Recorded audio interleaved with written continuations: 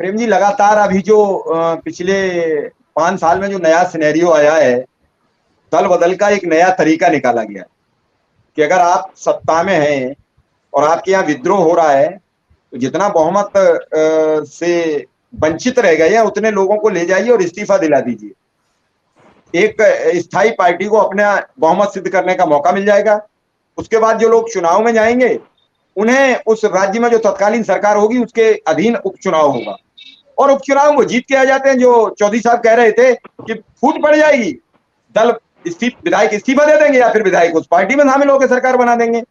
आखिर जनता ने तो इस बात पर दिया है कि भाजपा की नीतियों से नाराज होकर वोट, कल फिर भाजपा की सरकार आ जाए तो जनता को क्या मिला। मैं एक बड़ी बात आपके सामने कह रहा हूं कि जनता ने भाजपा की जो वहां रणनीति चल रही थी उससे नाराजगी जाहिर करते हुए एक अमुक पार्टी को वोट किया कि हमारी सत्ता बदल गई, अब उसके ही विधायक कल उसी पार्टी में हाईजैक हो जाए तो जनता को क्या मिला। मतलब इस पर भी पाबंदी होनी चाहिए कि जो जिस सिंबल पर लड़के आया है या तो उसे उस 5 साल रहना पड़ेगा एनी हाउ, अन्यथा अगर वो जाता है तो उसे चुनाव लड़ने से अयोग्य घोषित किया जाएगा। वही व्यक्ति लाखों रुपया चुनाव आयोग के खर्च करके चुनकर सदन में आता है, वही इकाई किसी से सौदा करके फिर इस्तीफा देकर दोबारा फिर चुनाव आयोग पर बर्डन डालता है और वही फिर व्यक्ति चुना जाता है उस दूसरे दल से। तो ये सब खेल क्या है? क्या जनता के पैसे को, जो टैक्स का कीमती पैसा है, उसे बर्बाद करने की सरकारों ने सौगंध ले ली है? पहले कम से कम अयोग्य साबित होते थे, अब तो अयोग्यता का भी खेल खत्म हो गया है।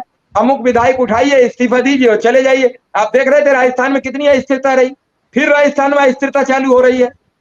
कर्नाटक में सवाल खड़े हो रहे हैं सरकार। अरे 2 दिन चुनाव हुए हैं, 1-2 दिन तो पार्टी को अपने देखना पड़ेगा। सिद्धारमैया एक सीनियर लीडर है, डीके शिवकुमार ने पूरे समय एक पूरा कैंपेन चलाया, पूरा जो सरकार का हमला होता है वो झेला है। यहां भी 2-3 चीजें, कल डीके शिवकुमार को मुख्यमंत्री बनाया जाता है। मैं बड़ी अपनी बात करता हूं साफ सुथरी, डीके शिवकुमार पर कई चीजें चल रही हैं, कई केस चल रहे हैं। हो सकता है डीके शिवकुमार अयोग्य घोषित हो जाए, मुख्यमंत्री का फिर संकट आ जाएगा। तो मुझे जहां तक अनुमान है कि मुख्यमंत्री के पद के लिए किसी भी पार्टी को सोच समझकर पहले चेहरा घोषित करना चाहिए, ताकि जनता के सामने एक चीज क्लियर हो कि हम इस नेतृत्व के अधीन काम करेंगे। आज ये तो क्लियर हो गई कि कांग्रेस की सरकार बनेगी, लेकिन ये अधीन नहीं हुआ कि सिद्धारमैया के नाम पर वोट मिला, कि डीके शिवकुमार के नाम पर वोट मिला, कि खड़गे जी के नाम पर वोट मिला, कि राहुल गांधी के नाम पर वोट मिला। बीजेपी यह चाल खेल जाती है। बीजेपी का तो एक ही चेहरा है, नरेंद्र मोदी।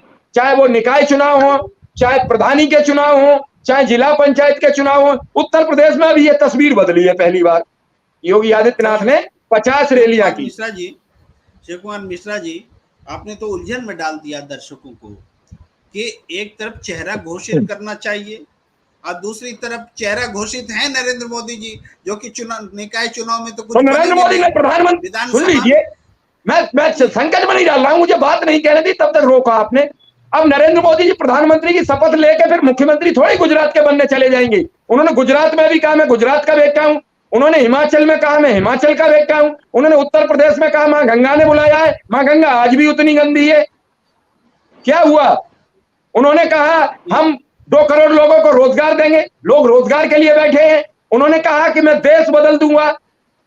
क्यों चली गई 40% का? वहां कही है कि 40% कमीशन नहीं लेती है। मैंने बहुत जगह बात की और आज फिर वही कह रहा हूं, जो जिस रास्ते से आता है उसकी वापसी भी उसी रास्ते से होगी। कांग्रेस के भ्रष्टाचार का बहाना लेके आए थे आदरणीय प्रधानमंत्री नरेंद्र मोदी जी। इनके जब भ्रष्टाचार के पन्ने खुलेंगे तो ये चले जाएंगे। इस देश की जनता बड़ी मासूम है, उसे आप अपनी पॉलिसी समझा लीजिए। वो किसी के साथ चल पड़ती है। आप दिल्ली में देखिए चल पड़ी, पंजाब में देखिए चल पड़ी, कर्नाटक में चल पड़ी, आने वाले चुनाव मध्य प्रदेश में चुनाव होगा, चल पड़ेगा। यहाँ का आदमी कुछ नहीं सोचता है। आप इमोशनल उसे समझा लीजिए, अपनी बात उसे शैली समझा लीजिए। न सत्यदेव चौधरी जैसे सीनियर लीडर वर्षों से ये समझाते समझाते यही नहीं खड़े रह जाते। इस बहुमत तो समझ लीजिए, बहुमत तो समझ लीजिए। अब बहुमत समझे तभी तो किसी को समझा पाए। उसे तो ये चिंता है कि एक न आके क्या 5 किलो राशन ले लो, उसी में चले गए।